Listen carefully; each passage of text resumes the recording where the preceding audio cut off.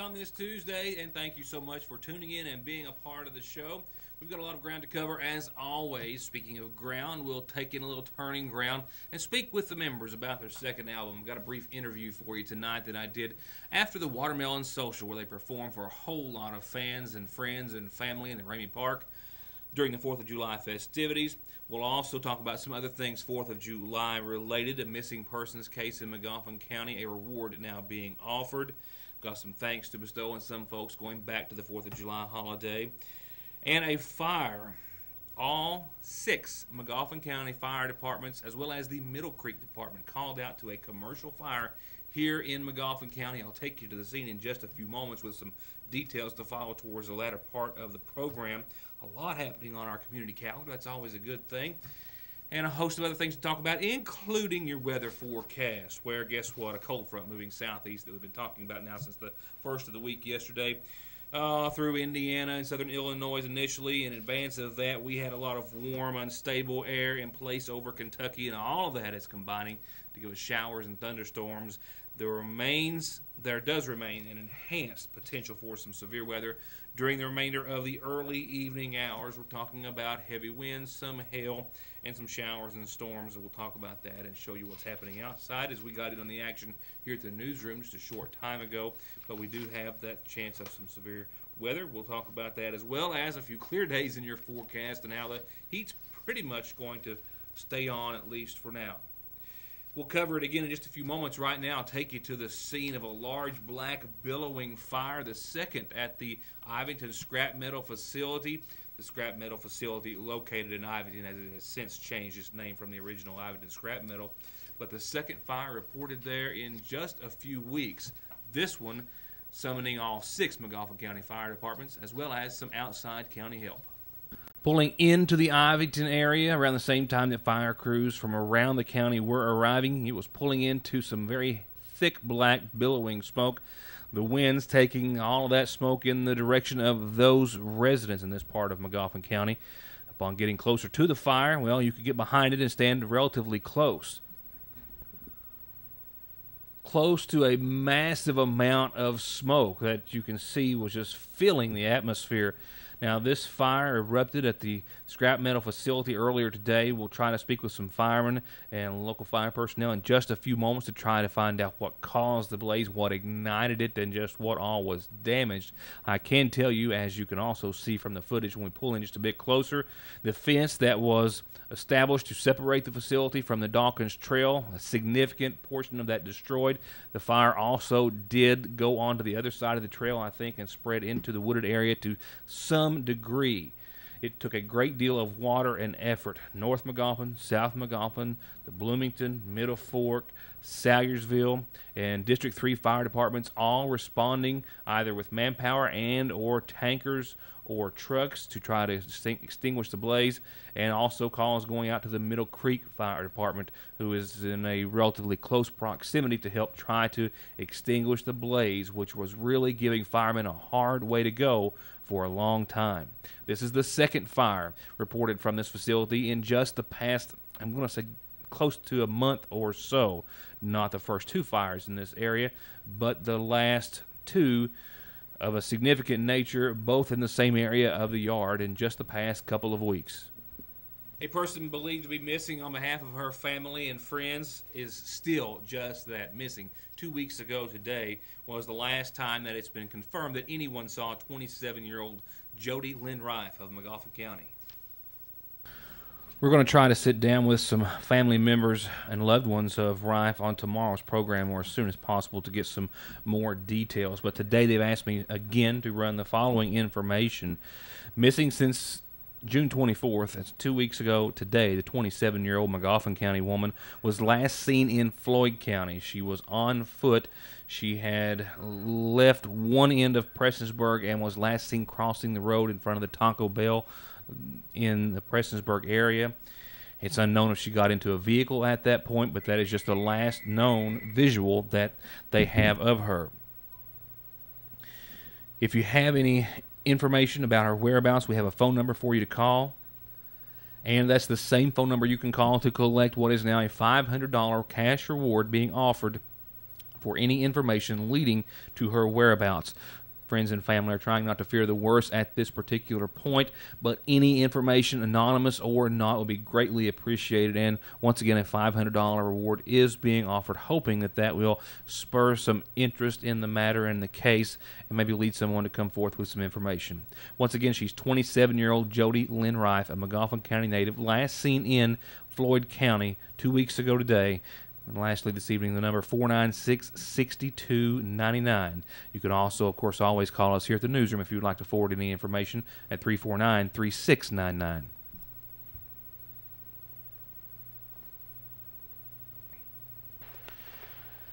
Coming up, a brief look back at the 4th of July, a few thanks to offer for a lot of folks who helped support the event this year, and other headlines after these messages.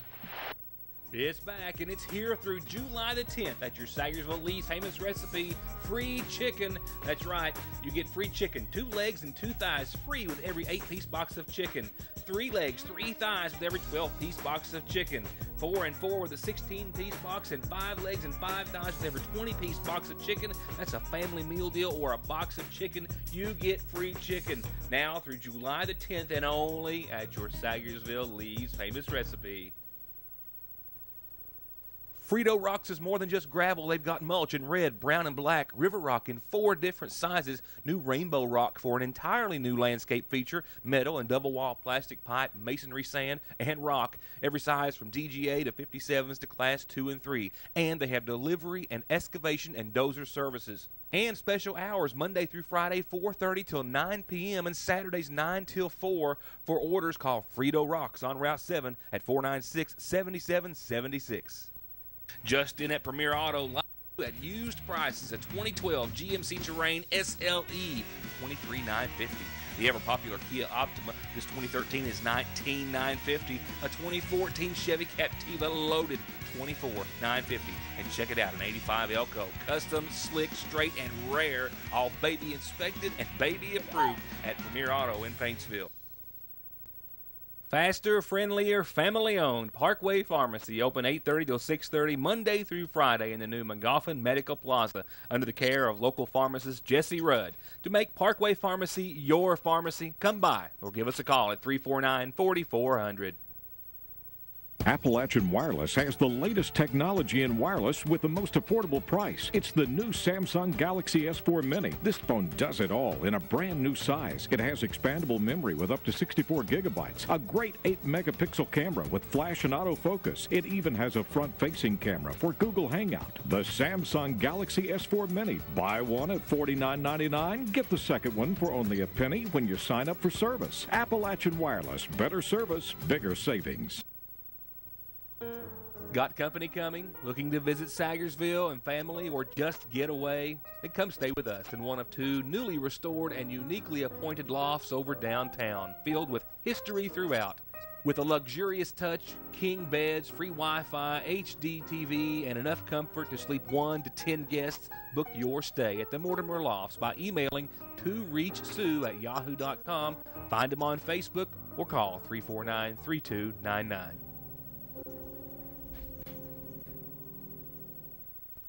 Enjoy your fun in the summer sun even more with festive settings of the season from the seasonal shop that look good enough to eat themselves. Monogrammed and summer flags of every shape, size, and shade of summer, and other ways to say, welcome, friends. And just in, new and already classic designs by Ethel and Myrtle, ladies, all at Fraser's Prater Drug Seasonal Shop, just down from the drugstore and the Radio Shack. Still more to come on that very large fire that erupted at the scrap metal facility on Ivington a few moments ago. And we've got some 4th of July coverage to get to. I've got some thanks to bestow on some individuals and organizations for a lot of their support throughout the 4th of July holiday weekend here in Magoffin County. Before we get to that, let me take you on over now to the Ramey Park, where I and a whole lot of other folks were enjoying some wonderful entertainment as we kicked off the second night of festivities in Magoffin County with the Watermelon Social in the Ramey Park. It was there that Turning Ground was performing many cuts off of their second album, Cell of Mine. Among everything else, the 5-man bluegrass band is very candid about their roots and their experience and how they are going to try to stay independent and how there's nothing like the sound of a clothes dryer. Yeah, I said clothes dryer. I joined the band back in January, first part of January, and these boys was talking about doing an album. So I got a good buddy of mine, got a little studio just in his home. I think we need to go check him out, see what he's like. He said it ain't much. You know, his mics are set up in his laundry room. Seriously, he just got a couple of computers. That's about it. He's wanting to change his dryer out, but he's afraid he'll change the tone. True story. But we've really enjoyed it there. He's done a good job. It's Johnny Blue out of Grayson. Done a fantastic job. Yeah, we couldn't be more happy with this project. Social media's been awesome. We put the project on the first. Airplay Direct, it's for radio for DJs to go and download your project as opposed to having to send it out to everybody. And we had the first project on there and it did pretty good for us, but this one, since it's been on, it's blown our minds because in just a week, we've had over 500 downloads, and right now we're #1 on the charts for top 50 bluegrass albums. With that, and with social media, that gives bands an outlet to get their stuff out that they didn't used to have. Yeah. Did he say top 50? Top 50. Top 50. Top 50 bluegrass album. A good thing for us that we've had positive feedback. It's all original material. I mean, Nathan and Jonathan wrote everything on there except the one that Bill Anderson wrote. And that means a lot. That means a whole lot. When you have your own original material, nobody's ever heard it. You go somewhere and you sing something and people's like, oh my gosh, where'd that come from? A lot of times you get original material all on one CD. It's hard for people to get interested in it. They don't really know what it's nothing that grabs them and draws them into it. But this album seems like it's grabbing people, pretty good for it being all original. It's doing great. Very, very well. And if you want to follow Turning Ground on Facebook and keep up on their travels and their many scheduled shows, you can join the more than 2,500 other likes they already had as of the start of Friday's performance, and that number is skyrocketing each and every day. They've got a gospel project starting this fall. Look forward to that. But for now, pick up a copy of Cell of Mine. See one of the guys, one of their spouses, see somebody, and get a copy of Cell of Mine. As Jonathan referred to in the interview, and as I've been alluding to for days now, there's not a sleeper on this album. You don't want to forward through, skip a song to get to another. You will miss something, I promise. They're booked well up into 2015, and they say they're going to keep on doing just exactly what they're doing. They don't plan on fixing what's not broken. We're doing it all ourselves too, so that's We've talked about recording, with signing a record deal, stuff like that. And we've talked to different record labels, but as long as we can keep playing like we're playing just about every major bluegrass festival in the circuit. So as long as we can keep doing what we're doing on our own, we all work for a living too. So we're just going to keep it the way it is. Maybe later on we might if we want to, but right now we're doing great. As long as the fans love us and keep backing us, we'll just keep playing, because that's without them buying our records and T-shirts and things like that, we can't play. So we've had a wonderful trip so far, and we look forward to more festivals and things like that. So anybody got a bus to donate, we'll take it. Or motorhome. And remember, a gospel album, they're going into the studio, start polishing that up and putting it together. Later on this fall, look forward to it. For now, Cell of Mine is a bluegrass hit. Get yours today. Nothing like bragging on a little hometown talent. Now he's there. Before we turn over to the rest of our community calendar announcements brought to you by McGoffin Farm Bureau, I typically don't put announcements on the calendar until they're 3, 4, 5 days away to kind of keep everything current. I've got a slew of announcements here, though, that kind of fall out of those guidelines, but we're just going to make brief mention of them in case you need to put them on your calendar. That being, first of all, the McGoffin County High School class of '84 is having their 30th class reunion, July the 19th. Now, I'll get this on the calendar in a few days, but for now, you can contact classmate Jency Bailey at 349-1113 or 349-6776. We'll get you in touch with Ginger Oney. That's once again the class of 84. Their 30th reunion has been set for July the 19th. I'll give you some more details later. I told Principal Tony Skaggs when he called to forward this announcement to me that we're trying to enjoy our summer vacation, and here you are, talking about school starting. It's going to be here before you know it. Students go back to class August the 8th here in McGoffin County. High school dates that you might need to be aware of: the upper class, grades 10, 11, and 12, can pick up your class schedules Wednesday, July the 30th. Still a couple of weeks away, but schedules will be out on the 30th and 31st, the last 2 days of this month from 9 to 3. You can pick up your class schedules. Freshman orientation has been set for Tuesday the 5th of August, and classes for students once again begin on Friday the 8th. There is a Human Trafficking 101 presentation that's being brought to you by the Kentucky branch of Trafficking in America, a SAFE coalition meeting at the McGoffin County Health Department. This is set for next week on Wednesday. They're going to be talking about human trafficking, and I'm going to try to get a report on that a little bit earlier, but it is indeed, as I said, next Wednesday at noon at the McGoffin County Health Department. And the Sagersville High School class of 57 has set their next reunion for July the 26th at the Sagersville Renaissance Building. Just $15 per person, 349-6716 or 349-3987. We'll get you in touch with some classmates. I'll have those on the calendar very soon as they get a bit closer, but you can see why I wanted to go ahead and mention them at least in brief for now. For now, here are the rest of tonight's calendar announcements, beginning with a belated birthday, it says. And it reads just as it says. Happy birthday, happy belated birthday to Larry Neal Holland from a whole lot of family and friends. Happy, happy birthday to you.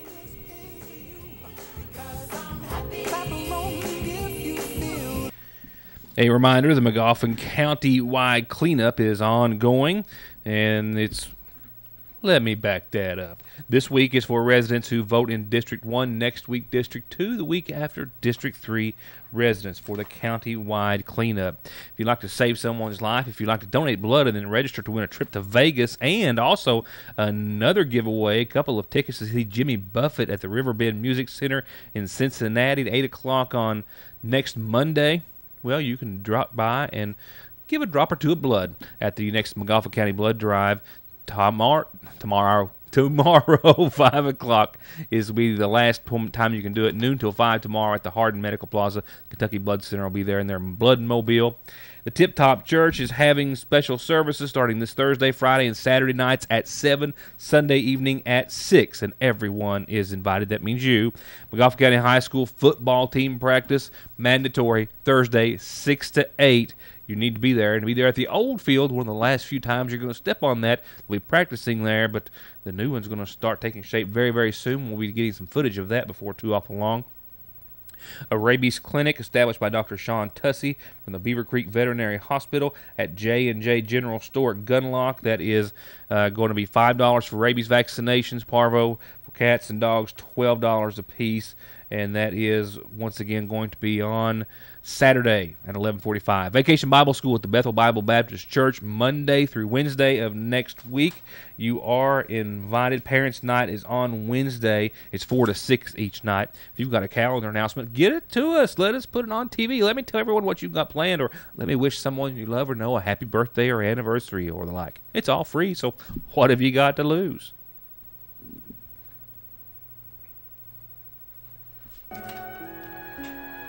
Turning to funeral service announcements for this Tuesday, 92-year-old Henry Clay Patrick of Sagersville passed away Saturday, a World War II veteran and recipient of the Purple Heart. He's survived by his wife, Louise Salyer Patrick, and sons Julian, David, and Everett. Visitation began today at the McGoffin County Funeral Home. Services to be tomorrow morning at 11 at the Prater Memorial Methodist Church in Sagersville. Burial will follow at the Bluegrass Cemetery in Sagersville. 69-year-old Rita June Back Turner, of Allen Drive, passed away Sunday, the daughter of late Ira Doug and Doris Barnett Back. She survived by her husband, aunts, and son, Willard Turner Jr., and daughter, Emma Lee Kennedy.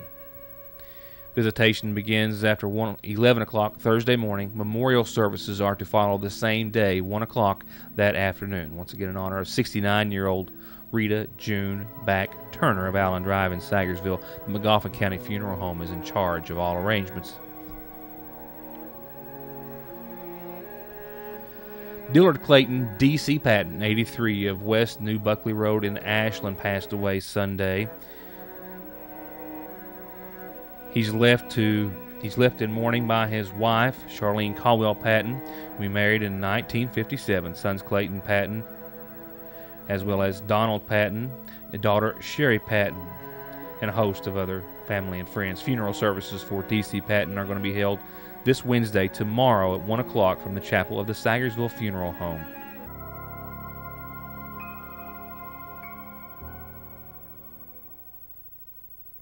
At the end of every race, Mark Martin hangs up his driving gloves. He hangs up his fire suit. And he hangs up his helmet. Which is when he picks up his phone and opens the ER Extra app. The app shows ER Extra wait times, locations, and more. It's the one safeguard Mark Martin is never without. ER Extra at Paul B. Hall Regional Medical Center. Extra fast, extra easy, extra great.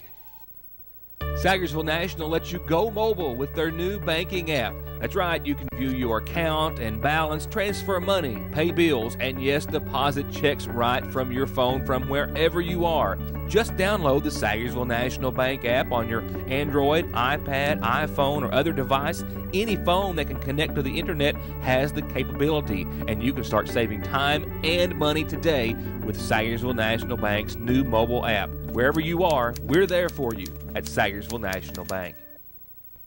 You can be playing, relaxing, and enjoying your brand new lifestyle in just days with one call to Baker's Pool Supply. Over 38 years of professional installation at affordable prices on above-ground and in-ground swimming pools.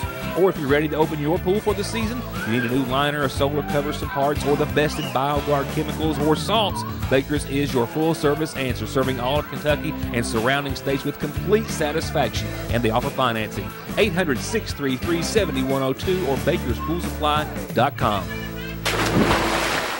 Regardless of where you want to ride, you can be riding on a brand new Kawasaki or Polaris for less at M&M Power Sports in Staffordsville. New Kawasaki's for the dirt, the street, or both, and ATVs and side-by-sides for every stage of enthusiasts to fish, hunt, haul, or play. And with rebates up to $1,300 and financing as low as 3.99%, it's never been easier to ride it, buy it, and start your next adventure at Kentucky's Power Sports Authority since 1964, M&M Power Sports.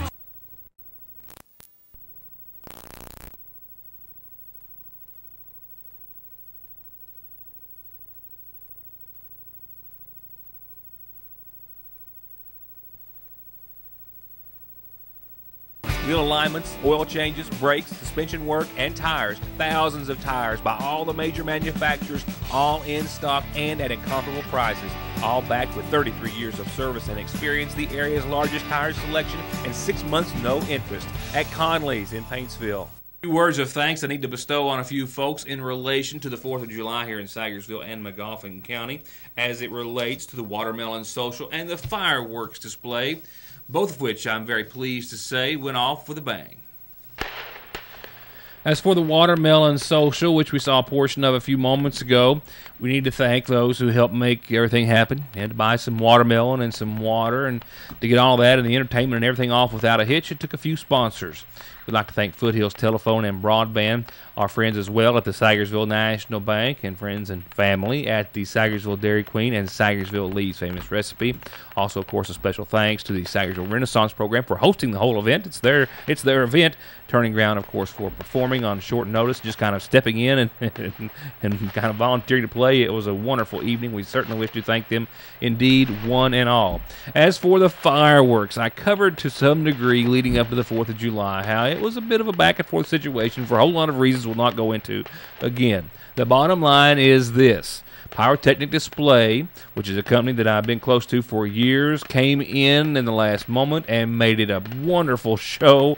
Could not have been more pleased. We are going to try to take it back up on the water tower next year because the more elevation, the better. But from the Ramey Park, which is where we had to shoot them this year, it was a really great show. I'm so pleased. I got a lot of nice comments the following day, and I want to thank you each and every one. But the bottom line is that the bottom line was covered, as it has been for the past couple of years, by the Sayersville and Magoffin County governments. $3,750 apiece comprised a $7,500 show. It also goes without saying that I had a little extra help that I need to make mention of. As the truck was literally unloading all the materials for the show, there was about $600 and some change in late fees from last year's show, and we weren't going to get the materials without that, and I didn't have it. And Magoffin County Judge Executive Charles Harden, upon a phone call, brought a personal check over and paid for that, and it was then that we were able to get everything off the truck and then on the ground and then up in the air. So a special thank you to one and all for making the 4th of July what I considered another hometown success. Also at the same time, one that I hope that we can maybe build on a little next year. Now for the latest on that fire at the scrap metal facility on Ivington Road here in Magoffin County. As I mentioned to you earlier, and all I knew at that time were that all six Magoffin County fire departments had been summoned to the blaze, as well as the Middle Creek Fire Department.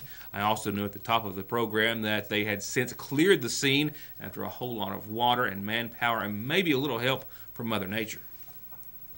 Well, I've since learned that Mother Nature doesn't get any thanks on this one. They were actually able to get the fire out before the rains came through. And the rains weren't that much, and I'll elaborate more on what we're not going to see in that front in just a few moments. But I have confirmed that it was employees cutting up metal near the same area where they were cutting up metal, and a fire began a few weeks ago when the fire spread to a larger pile of metal and recyclables. And then, of course, with those, maybe some tires still attached and a lot of other material in one big mess. It was just a large black billowing fire that did spread very, very quickly with the fuels that it had to burn. It also spread and then took out 30 to 50 feet of the fence that separated the facility from the Dawkins Trail. That'll have to be repaired as well. The Sayersville Fire Department toned out. The District 3 Fire Department also came, and when they brought their turret gun and the foam that they have to apply to such fires, it really made a significant difference. I've now confirmed as well that all 6 Magoffin County Fire Departments were called out, as I just told you. However, the Bloomington Fire Department stayed back and covered the city of Sayersville as the most densely populated part of Magoffin County, while the other 5 departments responded to the fire. And that, of course, also would include the Middle Creek Fire Department from Floyd County, which responded as well. Minimum, it looks to be around 9,000 gallons, give or take, was used. No injuries were sustained after the fire was finally pushed down and nearly out.